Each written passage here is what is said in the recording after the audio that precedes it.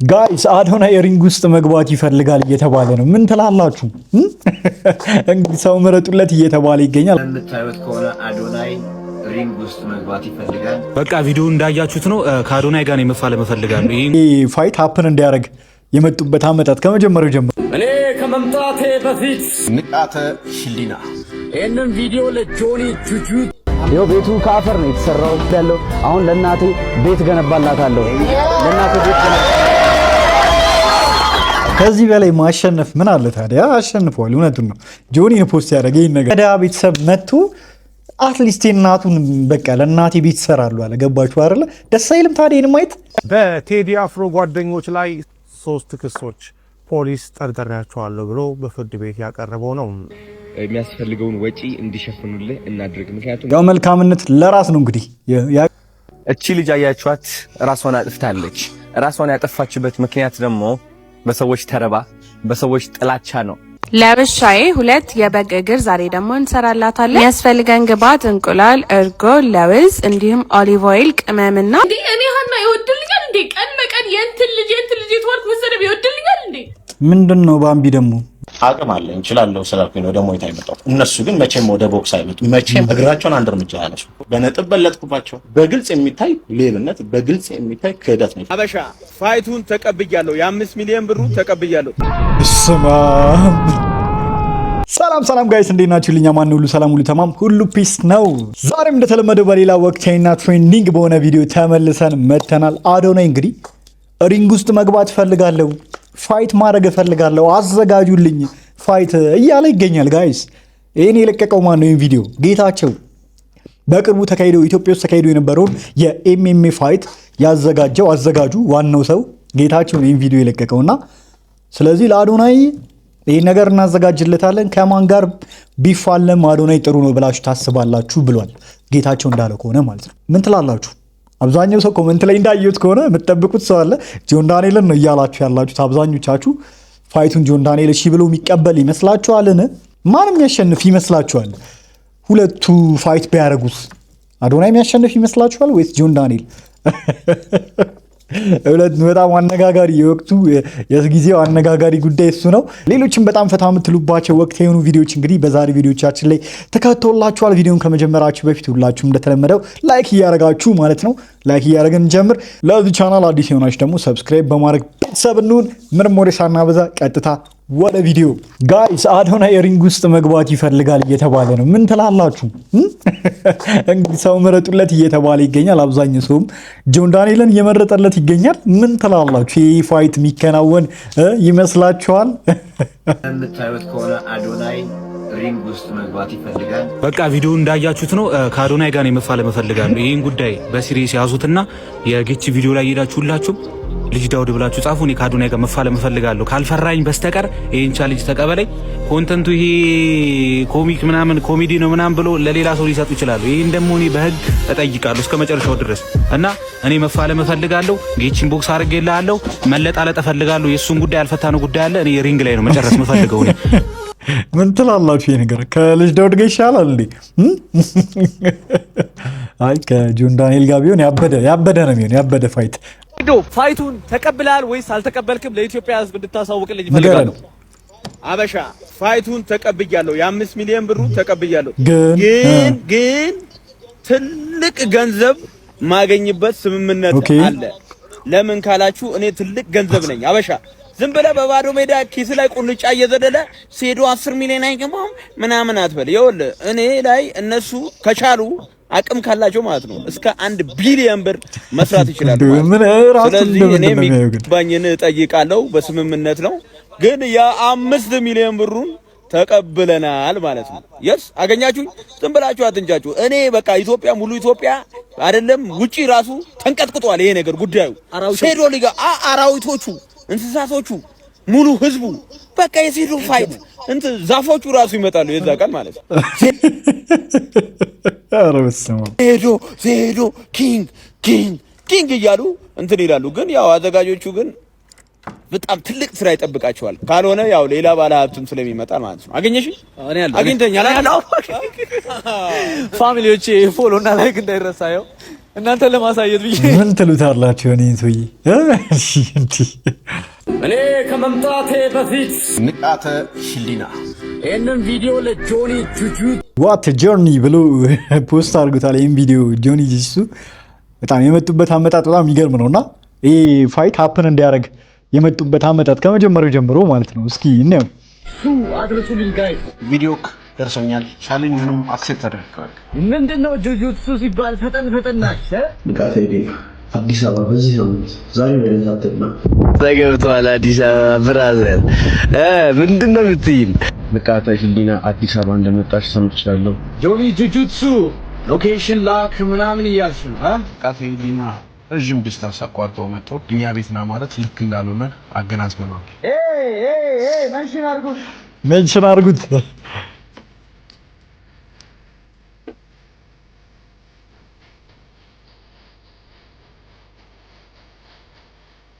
ከዚህ ፋይት በኋላ ግራፕሊንግ በተለይ ጁጁትሱ ሬስሊንግ ምን ያህል ኢፌክቲቭ እንደሆነ ሰው ሲያይ ኢትዮጵያ ሙሉ ለሙሉ በቃ የኤምኤምኤ ወይ ደግሞ የፋይቲንግ ሀገር መሆን ትችላለች። እያንዳንዷ ቀን ስታልፍ አንተ ወደ ሞት እየተቃረብክ ያለው ንቃተ ህሊና the one thing he's going to get እዚህ እውቅና ያገኛል፣ ግን ድንገት ሰው ሊሰዋ ነው የሚመጣው። ሪንግ ውስጥ ከማስተማሪ በፊት አንተን አሁን ማስተማሪን ልጀምር ነው የመጣው። እና እነሱ ክፍለ ሀገር ስላደጉና ወይ ደግሞ በጣም ታፍ የሆነ ቻይልድ ስላሳለፉ they think that makes them tough። አትጠብቁትም ነው የመጣሁትን ቦታ በጣም እልም ካለ ጫካ ውስጥ ነው የመጣሁት።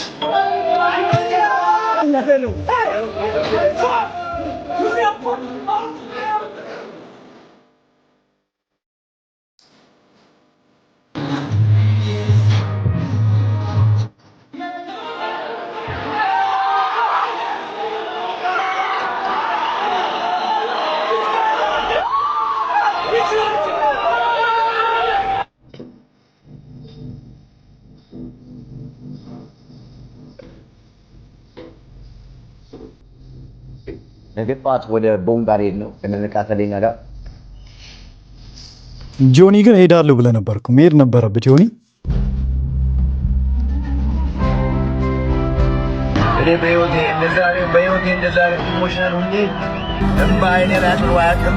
ንቃተ ህሊና ቦንጋ ማህበረሰብ በሙላ ያረጋችሁለትን አቀባበል አይቻለሁ። በጣም አሪፍ ነበረ። no matter what the outcome ንቃተ ህሊና ታሪክ ሰርተሃል። the people of Bonga take care of your warrior። እዚህ ተወልጄ እዚህ አድጌ ብቻዬን ተጣጥሬ ይኸው ቤቱ ከአፈር ነው የተሰራው፣ መሬቱም አፈር ነው፣ ቲቪ ራሱ የለም።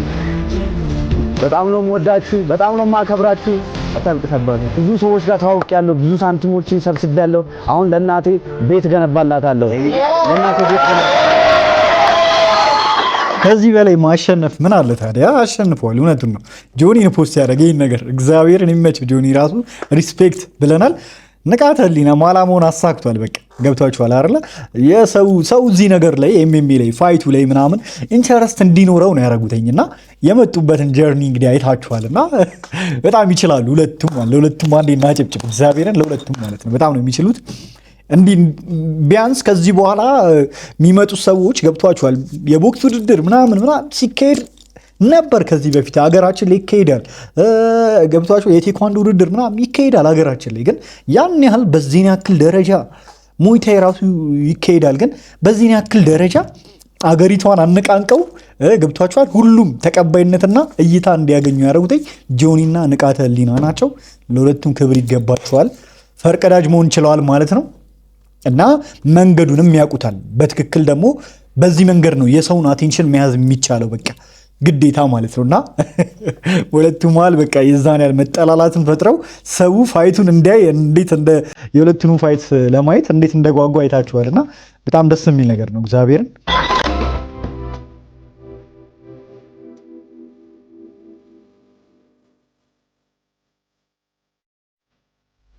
ጌሙን የተሸነፈው በቃ ህይወቱን ማሸነፍ ችሏል። ከዚህ በላይ ምን ይፈልጋል?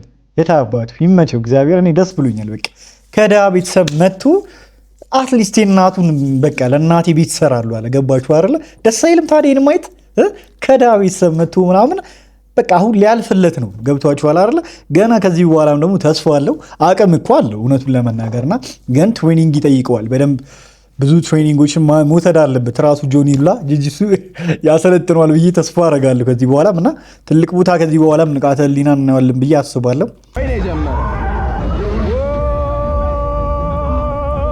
ቶሚ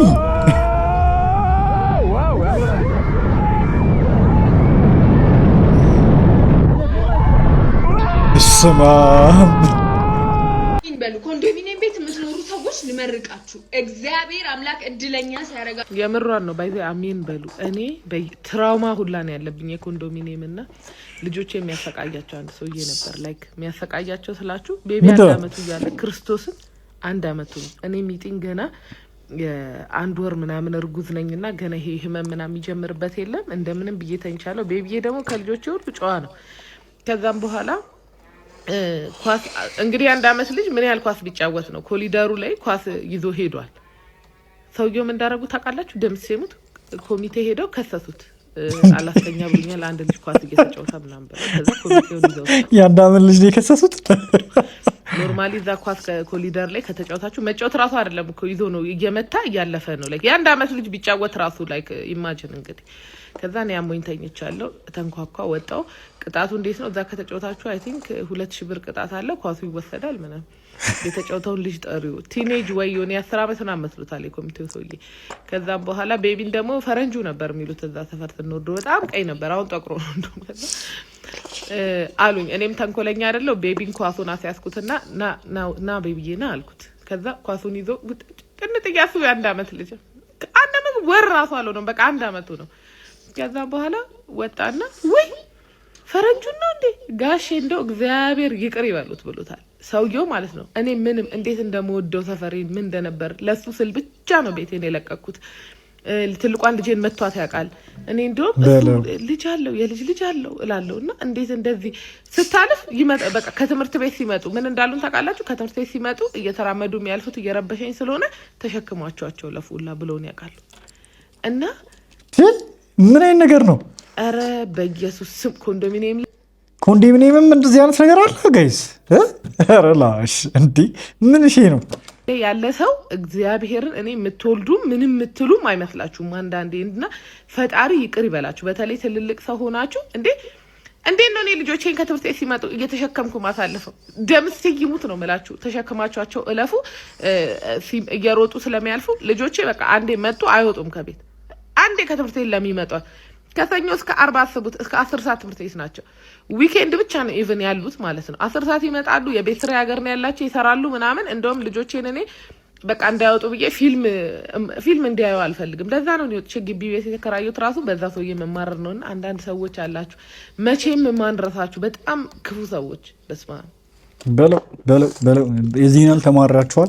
ኮንዶሚኒየም የምንኖሩ ሰዎች እስኪ ኮሜንት ጻፉ። እንዴት ነው ኤክስፒሪየንስ ያችሁ እናንተስ? እንዴ እውነት ነው እንደዚህ ያን ነገር አለ? በጣም ነውር ነው። ብቻ እሷ ያጋጠማት ኤክስፒሪየንስ ያደረገችው ነገር ያሳዝናል። እውነት እንዴ የ1 አመት ልጅ ላይ እየበጠበጠ ኳስ እየተጫወተ ነውር እኮ ነውር አያውቅም ሰው እግዚአብሔርን እንዴ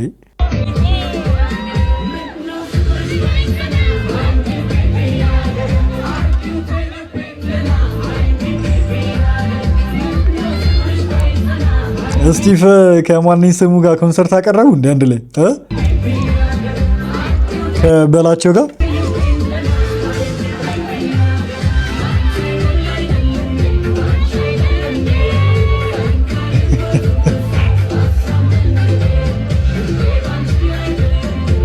በሌ ከባድ ሰው በቃ አንድ ላይ በጣም አምሮባቸዋል። አንድ ላይ አልተቻሉም ስቲቭ እና በሌ።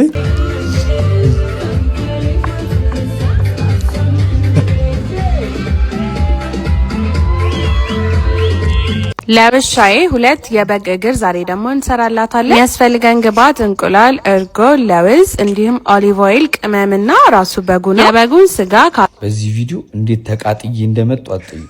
እንዴት ተቃጥዬ በምንም ሂሳብ በምንም ካልኩሌሽን ማለት ነው። ይሄ ፈጣሪ የማይወደው በጣም ብልግናና ነውር ነው።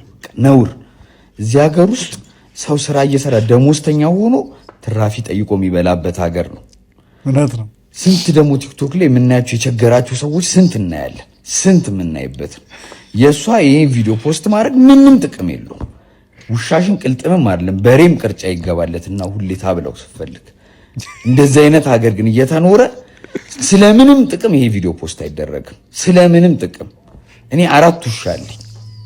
ጽድት ታርጊ አኖራችኋለሁ። እየበሉ እየጠጡ እየተንከባከብኳችሁ ምንም ተአምር የለውም። ያቃተኝ ቀለሶ ሰጣችኋለሁ።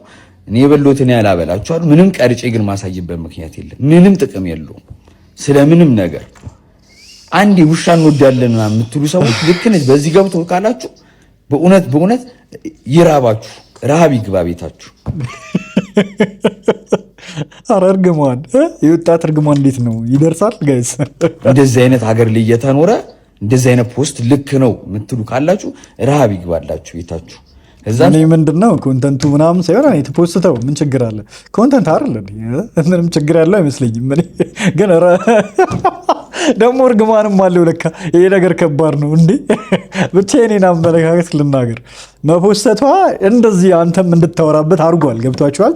ሰው እንዲነጋገርበት አድርጓል። እስቲ ልኩ ሁሌ እንደዚህ ሁላ ላሰጣቸው እንደዚህ ቀመማ ምናምን ላሰጣችሁ ሁላ ትችላለች። ግን ለቪዲዮ ሲሆን ሁላ አርጋው ሊሆን ሁላ ይችላል። ያንን ነው የምለው እኔ። እርግማኑን ግን እኔ ላይ እንዳይደርስ ሰው እንዲህ ሲያበላ ቁጭ ብላችሁ ውሻውን ይሄ የነውር ይቅርታ በይ። እኔ መድኃኒዓለም ይቅር ይበልሽ። ይቅርታ በይ ጭራሽ ይቅርታ በይ። ይሄ በምንም አይነት ካልኩሌሽን ውሻ መውደድ ውሻሽ ስለተንከባከብሽ የምታገኙ ደስታ በቃ እዛው ቤትሽ ነው ደስታውን። በቃ ውሻሽን ስንከባከብ ደስተኛ ነኝ ነው በቃ ደስ የሚል ነገር። እዚህ መተሽ ምንም የምታሳይበት ምንም አይነት ነገር የለም። በቃ እኔ ግን እቃወማለሁ። እግዚአብሔርን የሰው ልጅ ገንዘብ አሁን ከዚህም በላይ ራሱ ማለት ነው ገንዘብ አሁን ለማግኘት ምን ያህል እንደሚከብድ ታውቃላችሁ አይደለ? ያው ሁላችን ኦብቪየስሊ እናውቀዋለን ሁላችንም። ማለት በጣም ሰርቶ ለፍቶ ያገኘውን ገንዘብ የሰው ልጅ እንደፈለገ አድርጎ ማጥፋት ይችላል፣ እንደፈለገ አድርጎ ሾ ማድረግ ይችላል ብዬ አስባለሁ። ይሄ አሁን ገንዘብ የማሳየት ምናምን ስታፍ አይደለም፣ ውሻዋን ያበላችሁ። ግን በደንብ አርጋ ራሱ በቃ ፍሌክስ ብታረግ ገንዘቡን እየቀደደችላ ብታጠፋው ያው ህጋዊ ካልሆነ በህግ ልትጠየቅ ትችላለች። ግን በደንብ በቃ ፍሌክስ ማድረግ ከፈለገ ያ ሰው ማድረግ ይችላል። ያ የሚያዝናናው ከሆነ ማለት ነው። እንዴት አድርጎ እንዳገኘው ገንዘቡን እሱ ነው የሚያውቀው። ፍሌክስም እያረገችብን ሊሆን ይችላል ብዬ ነው ማስበው። ይመቻት ነው የምለው። ግን ያስቃል። የእሱ እርግማን የወጣት እርግማን አያደርስ ነው። አሁን ለእኔ አይ ቲንክ በጣም ከባድ ፋይት ብዬ ማስበው በጣም ጎበዝ ስትራይከር በታደ ሴም ታይም ደግሞ የቴክ ዳውን ዲፌንስ ያለው ሰውዬ ሊያስቸግረኝ ይችላል። ቢካዝ መጣል አልችልማ። ግን አንትል ኢትዮጵያ ውስጥ ያሉ ፋይተሮች ሬስሊንጋቸው ላይ ኢንቨስት እስኪያደርጉ ድረስ ይቀጠቀጣሉ። ይሄ ጉራ አይደለም። it's just simple የሆነ ፋክት ነው። ያው ከቦክሰሮች ጋር የሆነ ሳትስፓር እያደረኩ ነበርና ቦክሰርስ are so dangerous ከኤምኤምኤ ፋይተሮች የበለጠ ዴንጀረስ ናቸው። ቢካዝ ስራቸው በቃ ቦክሲንግ ነው። አገጭህን ሳምባህን ያገኙታል በቃ like እኔ ለምሳሌ ስትራይክ ሳደርግ ኤምኤምኤ ላይ ፊትህን መንካት ራሱ የለብኝም። ለተወሰነ ሰዓት አይንህን ከሸፈንኩት እጄ ዞር ሲል እግር ጋር ነው ያለው። like it's just cover አድርገህ ነው ሰውየውን ራሱ መምታት አትፈልግም። ቦክሰሮች ግን ያገኙታል በቃ because አንድ ሰው ፓወርፉል መሆን የለበትም ኖክአውት ለማድረግ it takes 5 pounds of pressure አንድ ሰው ኖክአውት ለማድረግ it's like the 5 pounds of pressure is very small so ከፓወር በላይ አኩሬሲ እና ስፒድ ካለ አገጩን እዚህ ጋር ካገኘኸው በቃ ሰውየው ብዥ ይልበታል ይወድቃል። so boxers are very accurate, they're very dangerous። አሁን ለኔ በጣም የሚያረጋውን የሚያክሰው ነው በቃ ስለሚያወራውም ስለሚያረጋውም ነገር ጠንቅቆ የሚያክሰው ነው። እግዚአብሔር እኔ አክብሬዋለሁ በደንብ ማለት እሱ ያለኝ ክብር ከዚህ ከእንትና ፋይት በኋላ በጣም ጨምሯል። በቃ በማን ሊሸነፍ እንደሚችል ሁላ ነው ፕሪዲክት እያረገ ያለውና እየገመተ ፕሪዲክት እያረገ ሳይሆን እየተናገረ ያለው አምኖበት ማለት ነውና ባላችሁ ሙያ ላይ አስባችሁታል። በሁሉም ባለን ሙያ ላይ እንደዚህ በኮንፊደንስ ማድረግ የምንችለውን ነገር ብናወራ በጣም አሪፍ ነው። እንዴ እኔ ሀና ይወድልኛል እንዴ? ቀን በቀን የእንትን ልጅ የተዋልኩ መሰለኝ ይወድልኛል እንዴ? ምንድነው ባምቢ ደግሞ ባምቢ ምንድነው? በየጊዜው ርዕስ አያጣትም ደግሞ ምን ሆነች አሁን? እንዴ ማን ነው የኔን ስም የሚያየው? እዚህ ላይ ወጥቼ ስለማወራ ነው እንዴ? እዚህ ላይ ጀግና መስዬ ስለምታይ ነው? What happened? Every day የእናንተን ስድብ እየሰማሁ እኮ ነው ተነስቼ ለመስራት ለመለወጥ ሞክረው። እንዴ ምን ሆነ ነው? እኔ አሁን ምንም አልፈልግም። ቪዲዮ መስራት መስደብ በቃ ይሄን ነው እንድታውቁልኝ ፈልገው። ቪዲዮ መስራት መስደብ ኤቭሪቲንግ መብታችሁ ነው። መብታችሁ ግን አካውንቴን አትንኩብኝ እሺ? እኔ ስራዬን መስራት ፈልጋለሁ። ስለዚህ አካውንቴን አትንኩብኝ። በቃ ልስራበት። ይሄ ነው ለማለት የምጠውስ ልስራበት። ተውኝ እንዴ 5 እና 6 ስራ አስቀምጬ ለፖስት እንኳን ፈረሁ። ማን ይልኛል ያ እንዳለ ቪዲዮችን እያጠፋችሁ ቢታሙኝ በቃ እንዴ። አይ ኦኬ ሪፖርት እያደረጉባት ነው። ለዛ ነው የምታለቅሰው። አይ ባምቢ ስለሰደበችም አይደለም ማለት ነው። ስለተሰደበች ምናምን ሳይሆን ሪፖርት እያደረጉ እንግዲህ ስራዋን እንዳሰራ እያደረጓት ነው ያሉት ነገር ነው ይመስለኛል። ለምን እንደሆነ አልገባኝም። ያው እንግዲህ እየተመላለሰች ነው እሷም እኮ አትፋታችሁም። ላሽ ማለት ነው በቃ ሰው ይሳደባል። ምንም ሰራችሁ፣ ጥሩም ሰራችሁ፣ ትላንት እንዳልኩት ነው ጥሩም ሰራችሁ፣ መልካምም ነገር ሰራችሁ፣ መጥፎም ነገር ሰራችሁ ሰው መሳደቡ አይቀርምና ይወድልኛል ምናምን ሳይሆን በቃ ምንም አማራጭ የለም መተው ነው። ስድብ እኛም እንሰደባለን ግን ኖርማላይዝ ማድረግ ነው ያለብን። እንግዲህ ሰውን እንደዚህ አትስደቡ ምናምን ባላችሁት ቁጥር እንደውም ይሰድባችኋል፣ ቡሊ ሊያረጋችሁ ነው የሚሞክረው ብዙ ሰው። ግን ለባምቢ መምከር ቢከብድም ግን አክሴፕት ማድረጉ ነው የተሻለ የሚሆነው። አቅም አለ እንችላለው ስላልኩኝ ነው ደግሞ የታይመጣው። እነሱ ግን መቼም ወደ ቦክስ አይመጡ፣ መቼም እግራቸውን አንድ እርምጃ ያነሱ ሪንጉ ላይ ሞታው። ስለዚህ እኔ ወንድ የእነዚህ ሰዎች ፋይት በጣም አጨቃጫቂ ነበር አይደል? ባለፈው ከባድ ሚዛን በሞይታ የተፋለሙት ማለት ነውና በከባድ ኪሎ ነበረ የተፋለሙት የነበረው። በጣም አጨቃጫቂ ነበር። የመጀመሪያውና ሁለተኛው ዙር የሰውዬ በጣም ሲቀጠቅጥ ነበርና እንዴት እንደሆነ ባላቅም እንግዲህ ያኛው ልጅ አሸናፊ ተብሏል። ወንኩን እነሱ ጋር ነው በምን በልጣቸው ነው አንተ እነሱ የሌላቸው አንተ ያለህ ምንድነው? በአጭር ጊዜ እንዲህ ልታዳብሩ የቻልከው? ሞይታይ የበላይነት ለማሳየት ሲሉ የተሸነፈው ልጅ አሸናፊ አድርገው ፈርስት ራውንድ ላይ ጨዋታው አልቋል። መቆም ነበረበት፣ ልጁ አልቻለም። ካቅም በታች ፈርስት ራውንድ ወዳደቀባቸው፣ ዙሩ አለቀባቸው፣ በነጥብ በለጥኩባቸው። በግልጽ የሚታይ ሌብነት፣ በግልጽ የሚታይ ክህደት ነው የፈጸመው። የአንደኝነቱ ክፍያ ከፈለሃል። የዳኞች ስህተት ነው። ሶሪ። ፕሮግራሙ አይረበሽ፣ ሰዎቹ እንዲረጋጉ አድርጉልን። ከዚህ በኋላ ፋይት እንደውም ማድረግ ፈልገው በኤምኤምኤ ነው። ባክስቴጅ ላይ መጥቶ ምን አወራችሁ? ጥሩ ዲሲፕሊን አሳይቶኛል። ተንበርክኮ ነው ከአንተ ጋር ምጫዎቼ ደስተኛ ነኝ። ኦኬ ከባድ ከተገናኙ እነዚህ ሰዎች በጣም የሚገርም ነገር ነው የምናየው። ቀጣይ ከተገናኙ የሚገርም ነገር ነው የምናየው። እንግዲህ አሪፍ ነው እንደዚህ አይነት ነገር መፈጠሩ። ባለፈው በኤምኤምኤ ውድድር ሁሉም አትሌቶች ማለት ይቻላል ገንዘብ አግኝተዋል፣ እውቅና አግኝተዋል። ሁለት መሬት ሁሉ የተሰጣቸው ሰዎችም አሉ። በጣም ገንዘብ ከምትጠብቁ በላይ ሰርተዋል፣ ታውቀዋል። በመጀመሪያ ውድድር ከዚህ በላይ ሳቲስፋክሽን፣ ከዚህ በላይ ትልቅ ነገር ምን አለ? እውነት ለመናገር እንደዚህ አይነት ነገር ሰፖርት ያላረግ እንደዚህ አይነት ነገር ካልተደጋገፍን ምን ሌላ ምን እንደጋገፍ ነው? ሲሪየስሊ እስኪ አስቡት። የምር እውነቱን እኮ ነው። እግዚአብሔርን ምንድነው አሁን እሱ ስለጀመረው እኔ በጣም እንደዚህ አይነት ሰዎች ላይ ለምንድን ነው በቃ ምቀኛ የሚበዛው? ግን እኔ አልገባኝም። እግዚአብሔርን ቀድሞ እሱ ስለጀመረው ነገር ይሁን በጣም ብዙ የተበሳጩ ሰዎች አሉ። እግዚአብሔርን አሁን አገረ ሰላም የሚባለውን ሰውዬ እኔ ከዚህ በፊት አላውቀውም ነበርና ከሱ ጋር ጆኒ ቀጣይ ፋይት ከሱ ጋር ነው ሲባል ምናምን በቃ ቪዲዮቹን ለማየት እየሞከርኩኝ ነበር። ጭራሽ ነው አይቼውም አላውቅም እኔ እውነቱን ለመናገር ማለት ነውና አሁን እንግዲህ ከጆኒ ጋርም እንደሚተዋወቁ ነው የገባኝ ከዚህ በፊት ማለት ነውና የምታውቁት ሰው ነው እንግዲህ የሚያጠቃችሁና እኔ እንዴት እኔን እያወከኝ አይነት ስታፍ ነው እንግዲህ የሚመስለው የነበራቸው ክርክርና እስኪ እነሱን ቪዲዮዎች ካገኙት አሳያችኋለሁ። ብቻ ይደብራል፣ ብዙ ደስ አይልም። ለምን እንደማያግዙት አልገባኝም። እኔ ምቀኛ እየሆኑበት ምናምን ያሉት እነሱ ናቸውና በጣም ነው የሚያናደው። እቺ ልጅ አያችኋት ራሷን አጥፍታለች። ራሷን ያጠፋችበት ምክንያት ደግሞ በሰዎች ተረባ፣ በሰዎች ጥላቻ ነው። ብዙዎቻችሁ ኮመንት ስትጽፉ ያላችሁ ጥላቻ ስታስቀምጡ ቀልድ ይመስላችኋል። የብዙ ሰው ህይወት ግን ይጎዳል። አያችሁ እኛ በጣም ነው የምናሳዝነው። ቅናት፣ ጥላቻ፣ መወዳደር፣ መወዳደቅ እንደ ባህላችን ተሸክመነው የኖርን በጣም ብዙዎቻችን ነን። ይህ ባህል መቼ ነው የሚያቆመው? የውድድር ባህል፣ የጥላቻ ባህል፣ የመቀናናት ባህል፣ የትረባ ባህል መቼ ነው የሚቆመው? አንድ ሰው ኦፍ ኮርስ ህይወት ነች፣ እንሰቃያለን። ግን ስቃያችን ለሌላ ሰው ስናካፍል ይህ የሰይጣን ስራ ነው። የምድር ሲኦል ይባላል። ብዙዎቻችሁ እሷ ኮመንት ላይ ገብታችሁ የተሳደባችሁ ማለት ነው አሁን የእናንተ ሲኦል አሁን ነው የሚጀምረው። የእሷ እጣ ፈንታ እናንተ ላይ ይደርሳል ማለት ነው። ይህ ደግሞ ካርማ ተብሎ ይጠራል። ስለዚህ ተጠንቀቁ። መጥፎ የሆኑ ቃላቶች የት እንደምጥሉ ማየት አለባችሁ። አጣሉ፣ በቃ አታውጡት ከምላሳችሁ። ውስጣችሁ ላይ ትይዙና በፍቅር ራሳችሁን አክማችሁ ግን ሰው ማቀፍን ልመዱ። ሰው መውጋት ጥሩ አይደለም። ይህ ነው እቺ ዓለም እያበላሻት ያለው። ይህ ነው የዓለም መጨረሻ እያመጣልን ያለው። እግዚአብሔር የማይወደው ስራ ይህ ነው። ስለዚህ ሴቶች አንድ ምክር ልሰጣችሁ ፈልጋለሁ። ሁሌም ወደ ዓላማችሁ ስትንቀሳቀሱ ትልቅ ደረጃ ለመድረስ ስትሞክሩ ተራቢና አወዳዳቂ ያጋጥማቸዋል። እነዚህ ጥላቻ ያላቸው በልባቸው ጨለማ ይዘው የሚጓዙ ሰዎች ሰምታችሁ ተስፋ ከቆረጣችሁ ተሳስታችኋል። እነዚህ ሰዎች እድሜ ልካቸው ሲኦል ውስጥ የሚኖሩ ሰዎች ይሆናሉ። እወቁት። ስለዚህ ይሄ ነው ትክክለኛው ምክር ይሄ ነው። ራሳቸው ጥላቻ እዛው ተውት። አንቺን ብቻ ይመስልሻል የሚሰድቡሽ? አንቺን ሰድቦ እንደገና አልፎ ሌላ ሰውም ይሰድባሉ። ህይወታቸው ስድብ ብቻ ነው፣ ጥላቻ ብቻ ነው። ምንም ከዚህ መውጣት አይችሉም። የታወቀ ነገር ነው። ስለዚህ እነሱን ታያቸው። ህይወትሽን ኑሪ፣ አንቺ ጠንክሪ፣ በርቺ። ህይወትሽ ይቀየራል። ተስፋ እንዳትቆርጪ። ቻው። የልጅቷ አሟሟት ግን ከኮመንት ጋር በተያያዘ ብቻ እንዳልሆነ ነው እየተነገረም ያለው። ማንም ሰው ነው በኮመንት ብቻ ራሱን ያጠፋል ብዬ አልገምትም። እና ያው አዶናይ መጨረሻ ላይ ያላችሁ ምክር አለ። ማንም ቢሰድባችሁ ምናምን ትላንትም እኔ ያልኩት ነገር አለ። ሶሻል ሚዲያ ላይ መታችሁ አትስደቡኝ አይባልም። በቃ ያንን ነው የምለው እኔ። ማድረግ የምትችሉት ያንን ነው። ገብቷችኋል? ምንም ማንም ቢሰድባችሁ ምንም ሊመስላችሁ አይገባም። ምን ቢሰራባችሁ ቢቀለድባችሁ አክሴፕት ማድረግ አለባችሁ። በቃ ያንን ላይፍ መልመድ መቻል አለባችሁ።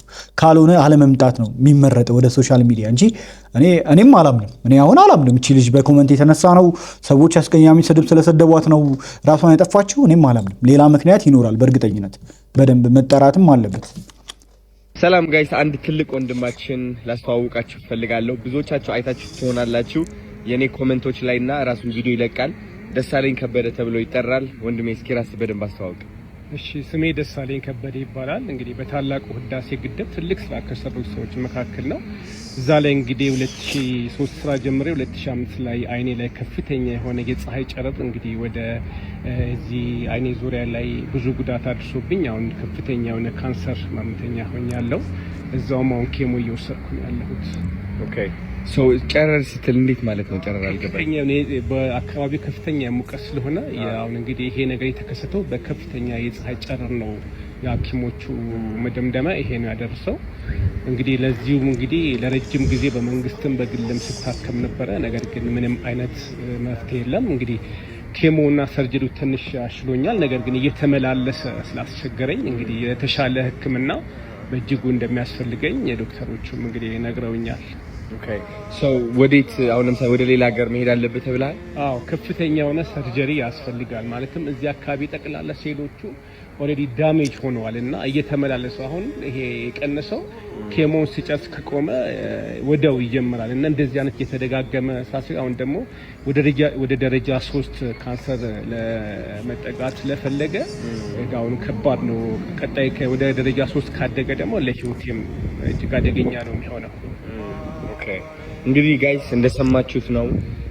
በጣም በብዙ ችግር እያለፈ ይገኛል ወንድማችን። የተቻለውን ያክል እየሞከረ ነው እና ሁላችንም ተረባርበን ብናግዘው ብንረዳው፣ ሰውነታችን ስብናችን መንፈሳችን ብናሳይ ጥሩነት ተመልሶ ወደ ራስም ይመጣል። ዞሩ ነው የምላችሁና የጥሩነታችን መግለጫ ብናረገው ደስ ይለኛል እና እናግዘው። እስኪ የንግድ ባንክ አካውንት ንገራቸውና የሚያስፈልገውን ወጪ እንዲሸፍኑልህ እናድርግ። ምክንያቱም ውጭ ሀገር ሄዶ መታከም ካለበት ኦፍ ኮርስ እሱ ከሚችለው በላይ ወጪ አለ። ስለዚህ እባካችሁ እናግዘው። አካውንት እስኪ ንገራቸው። በጽሁፍ ማስገባት ስላልቻልኩ ነው። ባለፈው ሞክሬ ነበረ።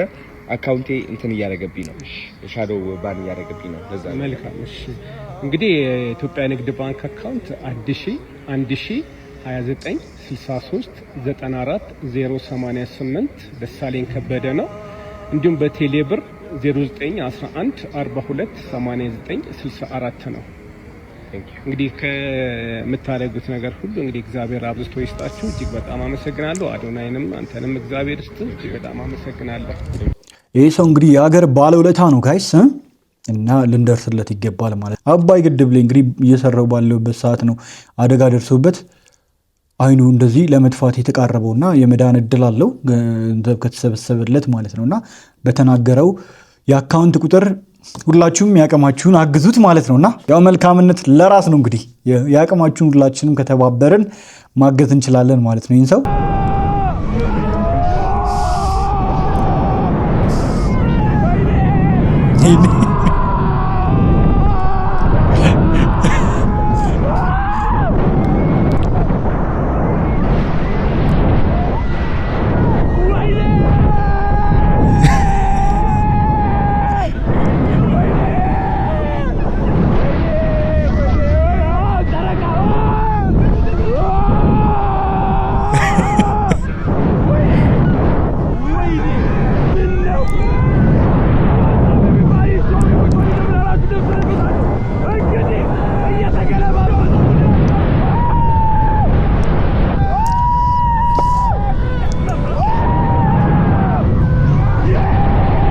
በስመ አብ እኔ ከፍታ በጣም ነው የምፈራው ጋይስ። ግን ይህን ነገር ኤክስፒሪየንስ ማድረግ እፈልጋለሁ እውነቱን ለመናገር ማለት ነው። ግን ከፍታ በጣም ነው የምፈራው እውነት። ግን በደንብ መሞከር ግን አለብኝ እንደምንም። ይህን ነገር ስሞክረው እኔም ቪዲዮ መስራቴ አይቀርም እውነት።